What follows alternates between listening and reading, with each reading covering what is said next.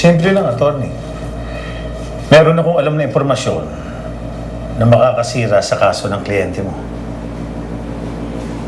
At ano naman ang impormasyon na yun? Alam ko na si Marta ang nagpasunog sa bahay ni na Fred. Douglas, pati si Martha ay namin yan eh. At madaling pawalang bisa ang testimonya niya. Lalo na yun sa'yo. Alam ko. Pero hawak ko rin ang anak ni Lisa at ni Fred. Ibinigay ni Marta sa asawa ko. At pag lumabas yun, masisiguro ko sa'yo, nasasabit si Marta sa kaso.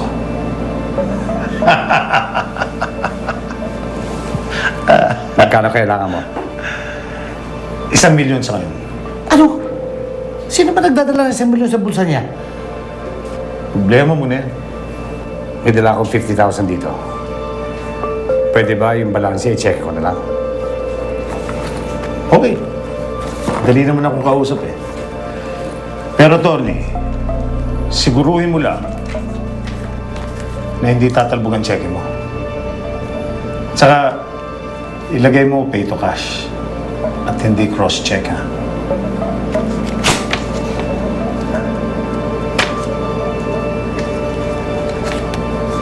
Sa ulitin, Tony, ha?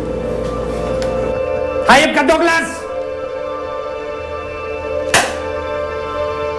Ito talaga si Saldi. Pag nabalitaan, merong mama, may bilis kumilos. Aba, syempre naman. O dito tayo mag-set up. Pakikuha na. Okay, dito. Okay. Ayos po. Okay, dito mo. Wait, Douglas.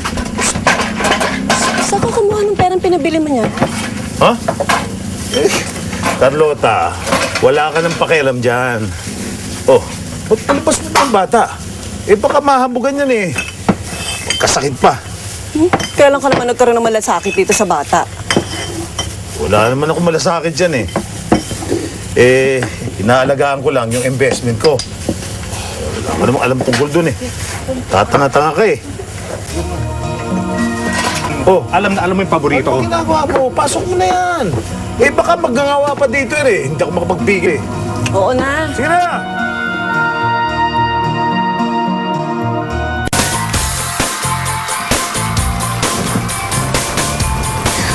Nay!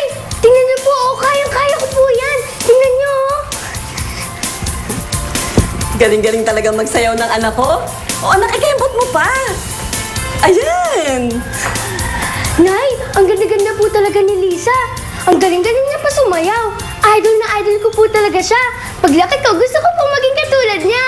Nay! Nay! Nay! Oo. Ako rin! Kaya ko rin yun! Ay, naku! Naku, anak ko naman. Halika na, tumayo ka dyan. Huwag mo munang gagayahin ang ate mo at hindi mo pa kaya yon. Oh, bakit mo naman itinulak si Shane? Eh kasi ang pangtak ko sayaw niya! Hindi ka dapat nagsasalita ng ganyan sa ate mo, ha? Bad yun. Hindi ko naman siya tunay na ate! Ampun lang siya! Napulot lang siya sa tain ng kalabaw! Iya? At bakit? Totoo naman sinasabi ng anak mo ah. Tsaka ikaw, Shane, wala kang inatupag kundi puro laro. Ha? Puro sayaw inaayos mo! Diba? Doon ka sa kusina. Magluto ka na makakain natin!